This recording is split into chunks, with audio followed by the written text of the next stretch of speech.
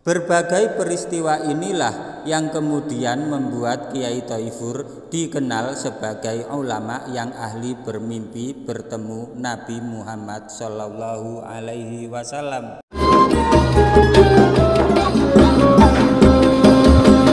Assalamualaikum warahmatullahi wabarakatuh. Alhamdulillah wassalatu wassalamu ala rasulillah.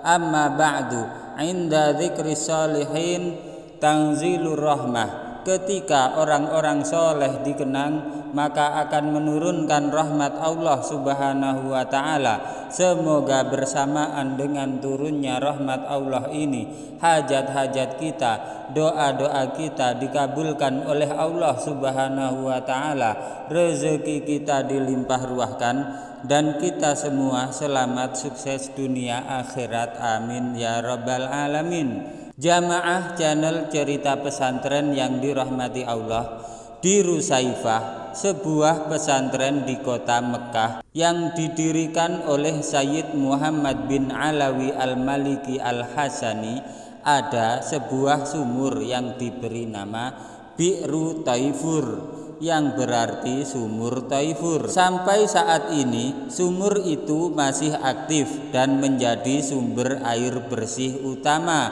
bagi para santri di pesantren tersebut. Nama Thaifur yang melekat pada sumur sedalam 2 meter itu ternyata merujuk pada sosok ulama asal Purworejo, Jawa Tengah, yaitu Kiai Haji Muhammad Thaifur Mawardi. Beliau pendiri dan pengasuh Darut Tauhid Purworejo. Kiai Haji Thaifur Mawardi, rupanya beliau pernah lama sekali berguru kepada Sayyid Muhammad. Masa nyantri Kiai Thaifur di sana adalah 12 tahun, antara tahun 1976 sampai 1988.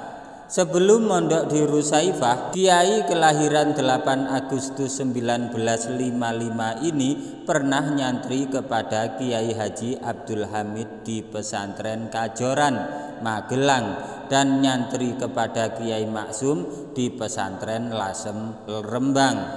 Jamaah channel cerita pesantren yang dirahmati Allah, suatu kali pesantren Rusaifah dilanda krisis air yang sangat parah. Kiai Thaifur mengenang, saking sulitnya air, beliau pernah tidak mandi berhari-hari. Suatu malam, Kiai Thaifur bermimpi melihat sumber air tidak jauh dari pesantren. Ketika beliau berusaha menimba air dari sumber itu, tarikan timba terasa begitu berat. Setelah timba berhasil ditarik ke atas, Kiai Thaifur kaget. Ternyata melihat sosok baginda Nabi besar Muhammad Shallallahu Alaihi Wasallam di atas timba. Ketika mimpi itu diceritakan kepada guru beliau, Abuya Sayyid Muhammad bin Alawi al-Maliki, sang guru pun memerintahkan Kiai Thaifur untuk menggali tanah di posisi yang persis dalam mimpinya. Baru 2 meter menggali, muncullah sumber air yang airnya terus dipakai sampai saat ini. Sebab itulah sumur itu dinamai Bi'ru Thaifur, yang berarti sumur yang ditemukan Kiai Thaifur.